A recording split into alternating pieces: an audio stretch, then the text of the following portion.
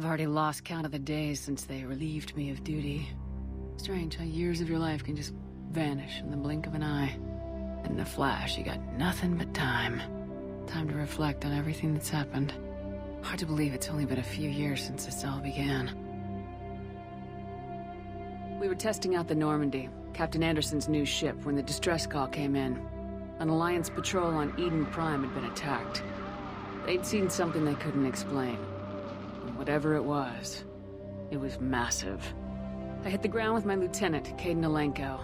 Good kid, loyal, by the book, with a talent for biotics. We came across the lone survivor of the patrol, Gunnery Chief Ashley Williams. A soldier to the core.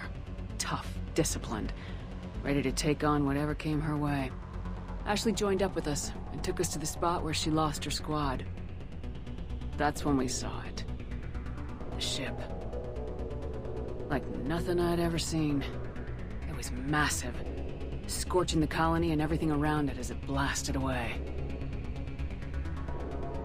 We followed the path of destruction to an artifact, a beacon left by a long-dead race called the Protheans. The colony had dug it up, and whoever attacked them had tried to take it. Lieutenant Alenko made the mistake of getting too close. It hit him with some type of energy. I grabbed him and threw him out of the way. That's when it hit me. Hard. Every muscle in my body went rigid. I couldn't move, could barely breathe. Everything went black. And then I saw something. Vision. Dream. A nightmare. By the time I woke up, we were halfway to the Citadel on our way to meet the Council. I was expected to explain what I'd seen. Anderson came along.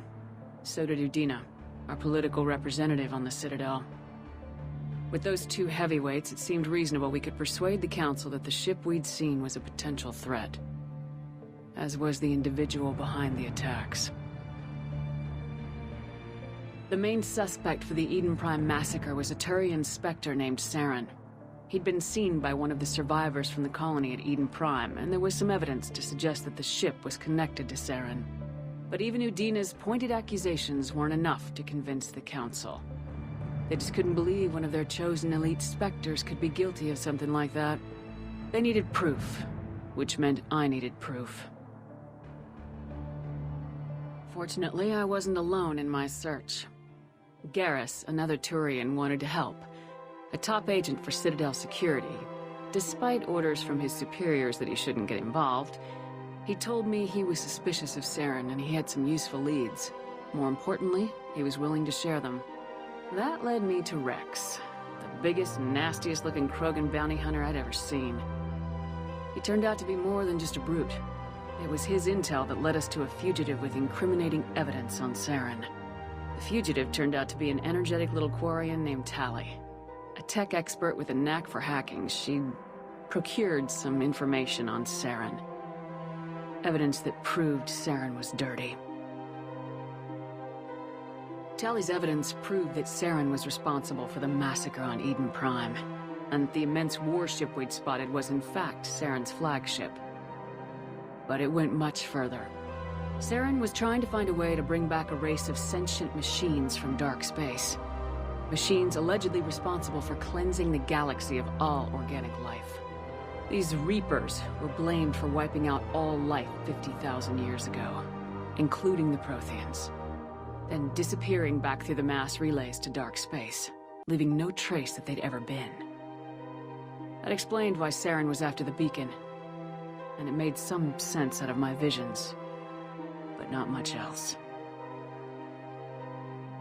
We couldn't convince the Council that the Reapers were a threat, but they agreed Saren had to be stopped. They stripped him of his Spectre status and gave me the honor of becoming the first human Spectre. My first task? Bring down Saren. Anderson decided to stay behind, giving up his ship, the Normandy. He told me I'd need it more than he would.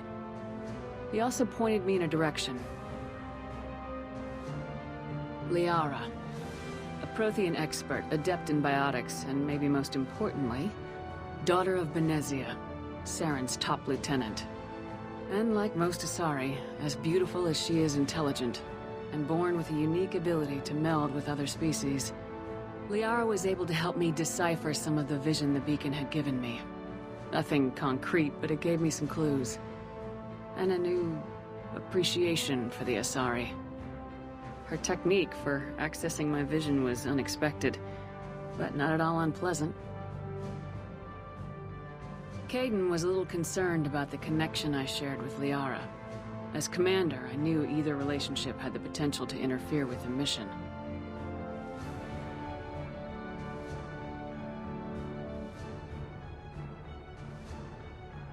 I told Kaidan I wasn't interested in Liara. I had my eyes on someone else. But we agreed we wouldn't let it get in the way of our mission, finding Saren. Thanks to Liara's help, we had our next lead, Benezia. Saren had taken her to Noveria, where he'd enslaved the queen of a dangerous race of insect-like creatures, the Rachni.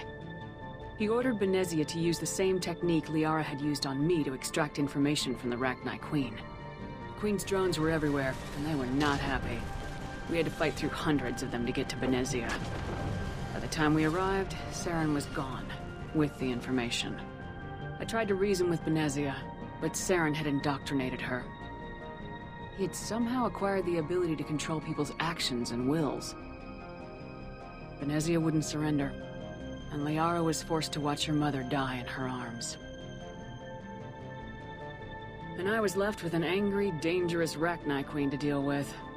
She claimed her drones would do no harm if I released her, but the Rachni had terrorized the galaxy before. I couldn't take the chance. I had a mission to do, and an army of angry Rachni would be one more problem I didn't have time to deal with. With Saren's top lieutenant dead, he was quickly running out of time and places to hide. I tracked him down at his base on Vermeer, but we soon learned it was more than a base of operations. It was a breeding ground. Saren was breeding an army of Krogan. He'd found a cure for the genophage, a disease inflicted on the Krogan to prevent them from breeding and taking over the galaxy. The Krogan Saren was breeding were slaves, mindless beasts that obeyed Saren's will. I had to destroy the base and all its research. Rex disagreed, violently. Rex wanted the genophage cure for his people. I tried to convince him to help me destroy it, that these Krogan weren't real. But he wouldn't back down. He just couldn't be reasoned with, and I couldn't let the base be saved, even if it meant curing the Krogan. Saren had to be stopped. When we finally got to the center of the base, I realized just how close Saren was to completing his plan. He was already in communication with the Reapers. Sovereign, Saren's flagship we'd all assumed was just a ship, was a Reaper. It spoke to me, threatened me. I could feel the menace it had for every living thing. It wanted me dead. It wanted us all dead. And I knew it was capable of doing just that. What I couldn't understand was why Saren would help it. But there was no time to think about it. Sovereign knew where we were. We had to destroy the base and get the hell out. I split my team into 2 squads, sending Ash with one and Kaidan with the other as a distraction. We had a nuke and we planned to use it. Before we could detonate the bomb, Saren showed up. We fought. I stalled him to make time for my team. And in talking to him, I realized the truth. It wasn't Saren who was indoctrinating everyone. It was Sovereign, the Reaper. And Saren was in deeper than all of them. He tried to convince me he was still in control. Said he'd found a way to reduce the Reaper's influence, but he was kidding himself. Or believing the lies Sovereign was telling him. Before I could convince him to stop, he ran, leaving me just seconds to extract my squad mates. I tried, but I wasn't fast enough. I could only save one of them. Ash was a good friend, and a great soldier. But I had to choose, and I chose Kaidan. That was the last time Saren would slip away from me. I knew then, the next time we met, one of us would die. With my team mostly intact, we chased Saren and his army to Ilos, a long-lost planet that had once belonged to the Protheans. As we prepared for what we knew would be a desperate fight, I spoke to my crew. We were just one ship, against Saren's growing army. I assured them all that despite the odds, we could defeat him. But Caden saw through my words. He knew I was hurting after Ash's death. He could sense my doubts. We both knew this mission could be our last. Until that moment, we put our feelings aside for the sake of the mission. But why wait? We gave in to each other. And it was perfect. While it lasted. We arrived on Ilos close behind Saren. Once on the planet, we discovered a Prothean databank that helped me put the final pieces of my vision together. The Reapers had come 50,000 years ago, and every 50,000 years before that, each time purging the galaxy of life.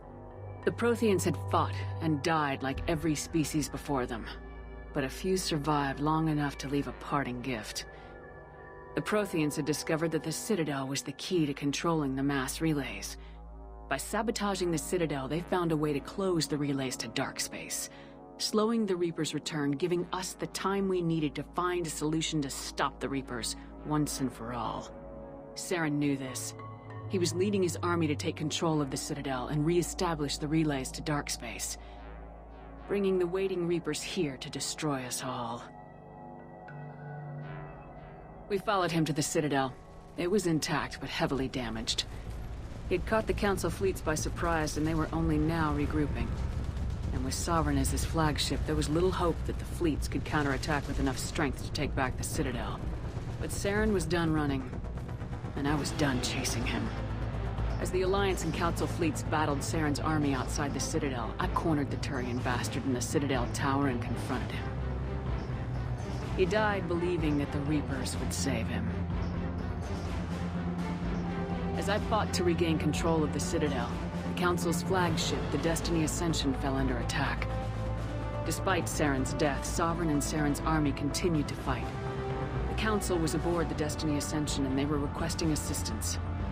But I knew in order to help them, I would have to put our human Alliance fleet in jeopardy. The Council could be replaced. The fleets were needed here and now if we were going to defeat Sovereign.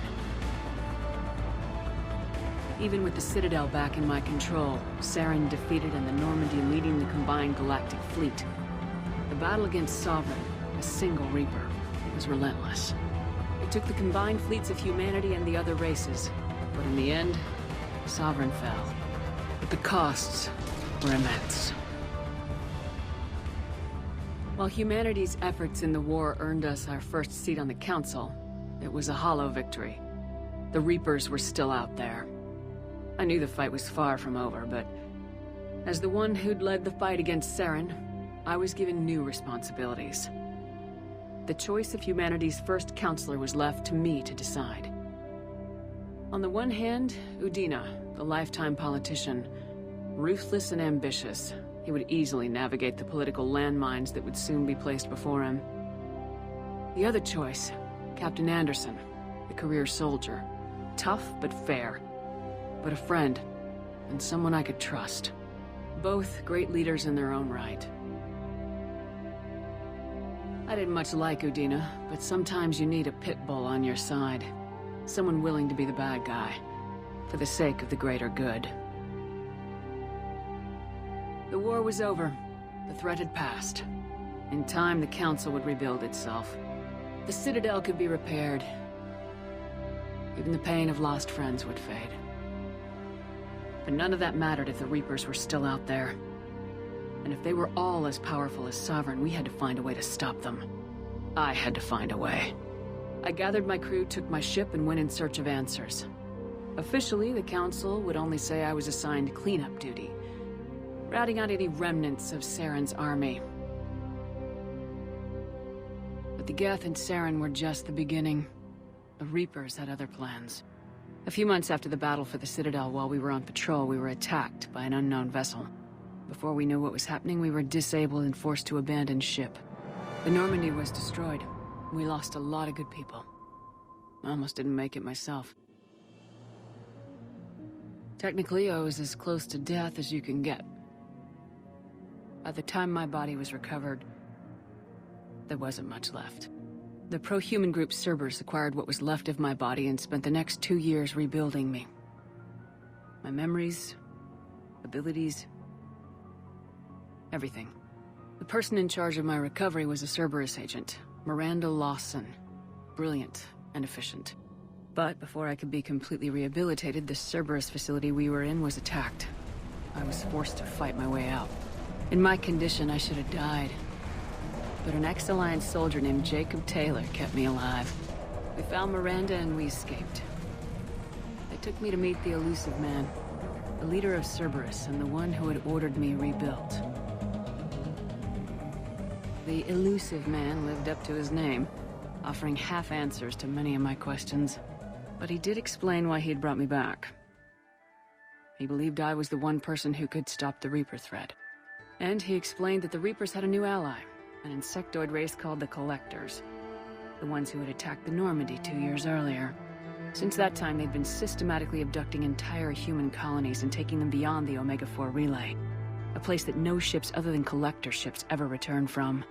The Elusive Man wanted me to find out why humans were being abducted, and to end it. In return, Cerberus would outfit me with a rebuilt Normandy, weapons, and a skeleton crew.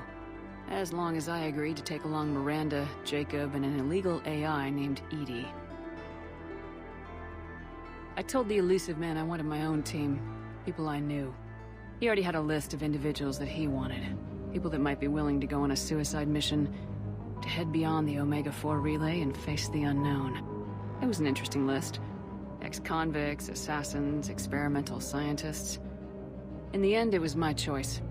It would take time and effort to recruit them all, and with more humans disappearing every day, I wasn't sure I should bother.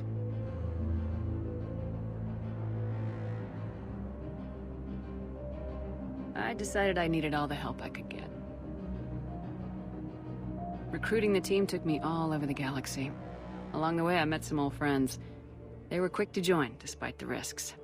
As for the rest, finding them and convincing them to join me on a suicide mission was difficult. But keeping them from killing each other was next to impossible. They only had to stay alive long enough to complete the mission. I wasn't sure what difference it would make if they were happy doing it.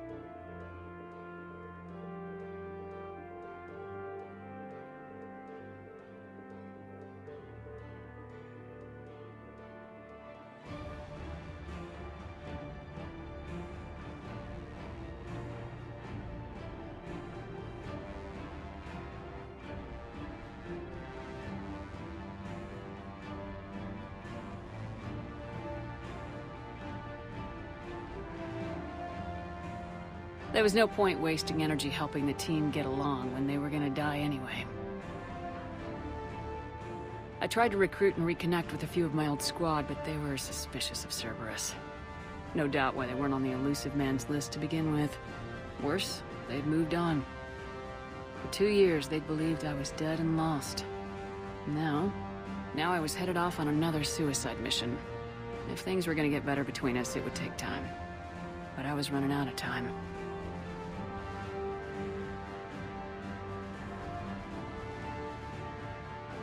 If they wouldn't help, then I'd find someone else.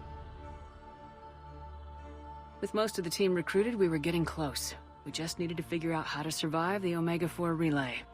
Our best chance came when we discovered a damaged collector ship. We went in knowing it could be a trap, but we had to try. What we found there was almost unbelievable. The collectors weren't a new race at all. They were the twisted remnants of the Protheans, slaves of the Reapers, and humans were the next target. The collectors were abducting tens of thousands of humans for the Reapers, and unless we could find a way to stop them, we'd end up just like the Protheans. We had to escape before we could find out the secrets of the Omega-4 relay, but we were more determined than ever to put a stop to the collectors. All we needed now was a way through the relay. Edie had figured out what we needed, and the Elusive Man knew where to find it. We stole parts from a derelict Reaper to mask our ship's signature, make the Normandy appear like a Reaper, and allow us safe passage through the relay. As soon as we had what we needed, Joker and Edie began testing.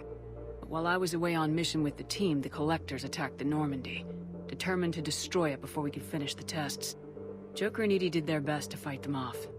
They saved the ship, but the entire crew was abducted. Taken beyond the Omega-4 relay. Jacob wanted to go immediately and rescue the crew.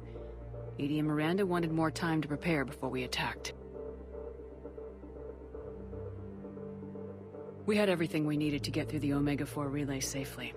I wouldn't risk the lives of the crew by waiting. Eventually, we were ready to go. I gathered everyone to go over the plan.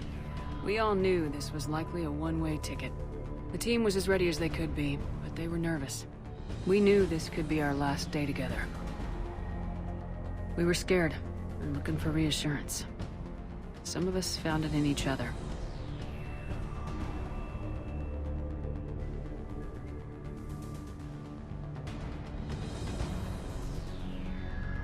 Garrus came to my room to talk, to share his thoughts.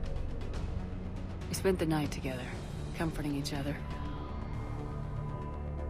The day of the attack, everything went as planned, at first. The Normandy made it safely through. As we scanned the wreckage of all the ships that failed before us, we found what we were looking for. The Collector base. And guarding it, a ship that had destroyed the Normandy 2 years ago, and almost ended my life. But this time, we were the attacker. The Normandy sustained heavy damage. We lost some of the team. But eventually we destroyed the Collector ship, and made our way to their base. We knew the fighting inside would be brutal. We arrived intact, and the team was strong, resilient. We repelled every attack thrown at us. Eventually we made it to the heart of the base. To this day, I can hardly believe what we saw there. The collected humans had been dissolved, transformed, and repurposed to create the frame for a new Reaper. A massive human Reaper abomination. We had no choice but to destroy it. The battle caused severe damage to the base, but we needed to destroy it completely. As I prepped explosives to finish the job, we received a message. The Elusive Man. He didn't want us to destroy the base at all. He wanted to preserve it. He wanted to study how the humans were transformed into the abomination we'd seen. To use the technology of the Collectors to help defeat the Reapers. The Elusive Man was right. If we were gonna stop the Reapers, we'd need every tool at our disposal. Even if it meant keeping the Collector base intact. We irradiated the base instead, killing all the Collectors but preserving the technology inside. Then we headed back for the Omega-4 relay. The mission was a success, but we paid a heavy price. We lost most of the team, but at least we were able to rescue the crew in time. And in the end, we stopped the Reapers from creating a human Reaper abomination. And we bought everyone just a little more time. If only there was more time. The Reapers are still coming. Every day a bit closer. I handed every piece of intel on the Collectors and Cerberus over to the Alliance brass. They're not sure what to make of it, but at least they're listening. I just hope they figure out what to do about it soon. Before time runs out for all of us.